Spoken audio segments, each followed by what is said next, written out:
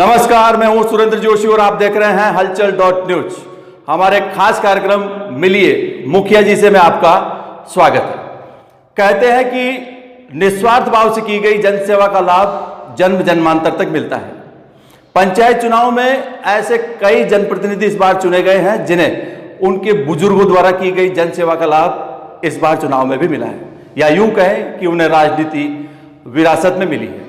ऐसे ही एक सरपंच हैं गोविंद जैन, जो सदारा से 412 मतों से निर्वाचित घोषित हुए। इस वक्त हमारे साथ हैं सदारा से नवनिर्वाचित सरपंच गोविंद जैन। आइए उनसे आपको रूबरू करवाते हैं। गोविंद जी, हलचल.न्यूज में आपका स्वागत है। सबसे पहले तो आपको बहुत बहुत बधाई, आप सदारा ग्राम पंचायत से सरपंच निर्वाचित हुए हैं। धन्यवाद। गोविंद जी, अजमेरी गेट पर आपकी दवा की दुकान है, गोविंद मेडिकल स्टोर के नाम से बहुत बड़ी आपकी दुकान है। दवा का लंबा चौड़ा कारोबार, और ऐसे में आप गांव की राजनीति की ओर कैसे रुख किया?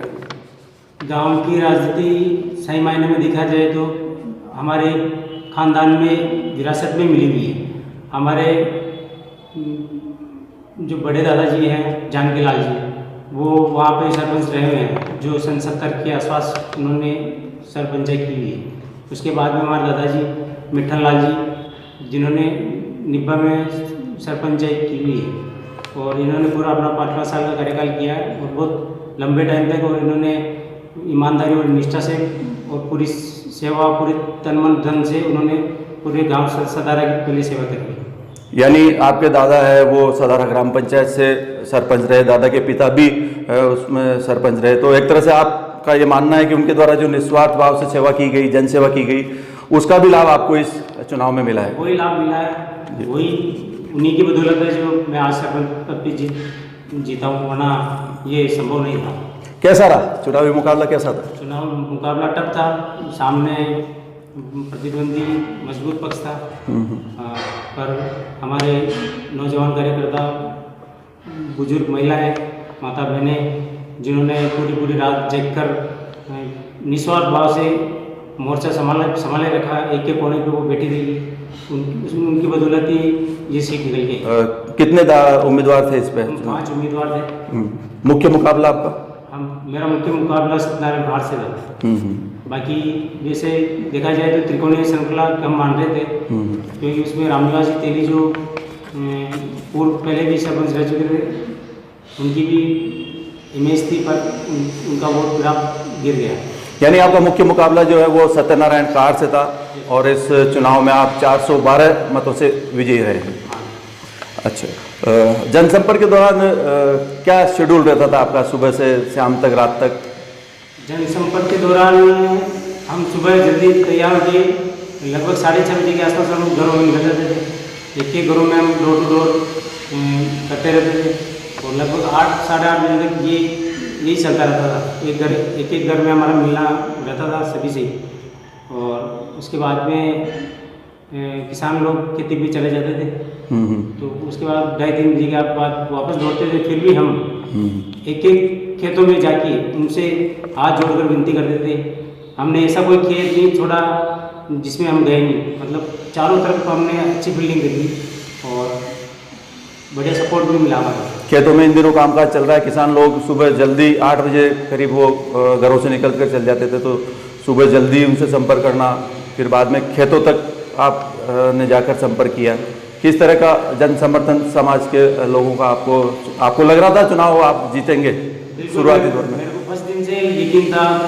मेरे इष्ट देवता और मेरे गुरु सुधा सागर जी महाराज, जिनको मैं मेरा इष्ट गुरु हो ये मानता हूँ, तो मेरे को कॉन्फिडेंस तो फर्स्ट दिन से था, भाई विजय तो बोले चाहे मैं एक वोट से जीतूँ, पर जीतने नहीं हूँ। गुरु का आशीर्वाद आपके साथ रहा, और आप ये चुनावी मुकाबला, दिलचस्प जो चुनावी मुकाबला था सदारा ग्राम पंचायत से, वो आपने जीता। कितना लंबा चौड़ा आपका ये ग्राम पंचायत क्षेत्र है? कौन कौन से गांव इसमें शामिल है? हमारे सदारा में सदारा और थली और नदी पे जो बिशनपुर योजना की है वो, जी, उसमें 20-25 घर है। हाँ, वो तीनों मिला के लगभग 2347 वोटर है। 2347 मतदाता कुल आपकी ग्राम पंचायत क्षेत्र में है। अच्छा, मुख्य रूप से आपने जनसंपर्क किया। आप ये बताइए, आप यहीं रहते हैं या सदारा में भी आपका कोई मकान वगैरह है? मकान हमारा सदारा में पैतृक मकान है। वहाँ पे जो दादावा द्वारा बनाई, जिसको हम फार्म हाउस बोले तो ठीक है, या पूरे गांव में वो मिल के नाम से फेमस है, वो है। इसके अलावा 50-60 बीघा 70 बीघा हमारे पास जमीन पैतृक जो वो है। चुनाव प्रचार के दौरान जैसा बताया जा रहा था कि आप बाहरी है, सदारा गांव के नहीं है, बाहरी है, आप जीत करके केकड़ी चल जाएंगे, इस तरह की भी बातें सामने आई थी। ये पहला और तो कोई नहीं यही था भाई केकड़ी चल जाएगी, केकड़ी चल जाएगी। फिर हम लोगों ने उनको समझाया कि आजकल सब काम ऑनलाइन होता है और ऐसा कुछ नहीं है, कहीं पे भी बैठ के आदमी कहीं भी काम कर सकता है। और फिर मेरा तो मकान वही है, मेरा सब कुछ वही है, तो मैं वहाँ क्यों नहीं रह सकता? मैं वहाँ रह सकता हूँ, मैं काम कर सकता हूँ। और मेरी भावना सेवा करने की थी, तो उसका परिणाम मुझे सही मिला। तो अब आप लगातार गांव के संपर्क में रहेंगे, गांव से जुड़े रहेंगे, गांव की जो तमाम समस्याएं हैं उनको मुकम्मल कराने का हर संभव प्रयास करेंगे। मेरा पूरा प्रयास रहेगा, मैं जनसेवा के लिए ही राजनीति में आया हूँ। अच्छा, जनसंपर्क आपने किया लगातार 15-20 दिन तक, आप सुबह से शाम तक गाँव में घूमते रहे। मुख्य रूप से आपके ग्राम पंचायत में क्या क्या समस्याएं सामने आई? समस्याएं तो देखा जाए तो एक तो पानी की व्यवस्था है, जो पानी की व्यवस्था है ही नहीं वहाँ। फिर रोड लाइट्स नहीं है। एक हॉस्पिटल की वहाँ पे सबसे भारी समस्या, सबसे बेसिक चीज़ें और वो ही नहीं है वहाँ। और गायों की संख्या इतनी है कि वो रोड पे इतनी फैली रहती है। तो हम गौशाला बनाने का हमारा एक स्कीम है, भाई गौशाला हम प्रयास करेंगे, नेताजी से मिलेंगे, रघु जी भाई साहब से भी मिलेंगे। तो मुख्य रूप से तो एक प्राथमिक स्वास्थ्य केंद्र गांव में हो, इसके लिए आपका प्रयास रहेगा। इसके लिए आपको चाहे चिकित्सा मंत्री जी से भी संपर्क करना पड़े, आप निश्चित तौर पर आप जाएंगे, उनकी मदद लेंगे। गांव में साफ सफाई से संबंधित व्यवस्था, सफाई भी बिल्कुल कचरा रखा है, पूरा जगह जगह कांटे पड़े हुए हैं, जगह जगह कांटे लगे हुए हैं, उनको भी हटवाना साफ सफाई का मेन है। और हमारा यही है कि साफ सफाई के लिए हम जैसा यहाँ पे घर घर कचरा उठता है, वैसा कोई स्कीम हम देखेंगे और वहाँ पे लगाने का प्रयास करेंगे। बिल्कुल, स्वच्छ भारत मिशन अभियान के तहत जिस तरह से केकड़ी शहर में जो व्यवस्था चल रही है घर घर कचरा संग्रहण की, टेम्पो लगाए गए हैं, उसी तरह से आप गाँव को भी स्वच्छ भारत मिशन अभियान के तहत साफ सुथरा बनाए रखने का प्रयास करेंगे। इसके अलावा और भी कोई बड़ी योजनाएं जो ग्राम पंचायत के समग्र विकास का एक उदाहरण बन सके सदारा ग्राम पंचायत से, इसके लिए आप क्या करेंगे?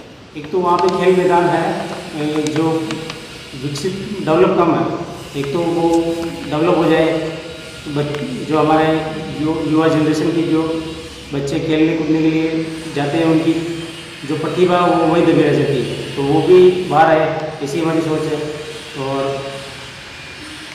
जगह जगह जैसे खाइयाँ भरी हुई पानी से, तो वहाँ पे जो भर जाए और चारों तरफ हम पौधे वगैरह लगा के उसको गार्डन वगैरह मेंटेन करते हुए बढ़िया, ये हमारी सोच है, प्लानिंग यही है।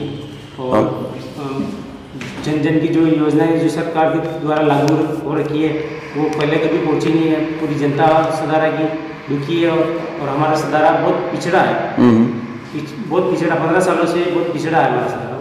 वहाँ पे पता ही नहीं लोगों को क्या क्या स्कीम सरकार की तरफ से चल रही है। तो आपकी प्राथमिकता ये भी रहेगी कि जो सरकार की योजनाएं हैं वो प्रत्येक ग्रामीण तक पहुँचे, ज़रूरतमंद तक पहुँचे। बिल्कुल साहब, यही सोच और यही इसी के लिए मैं राजनीति कर रहा हूँ। हमारी बहुत बहुत शुभकामनाएं हैं आपको।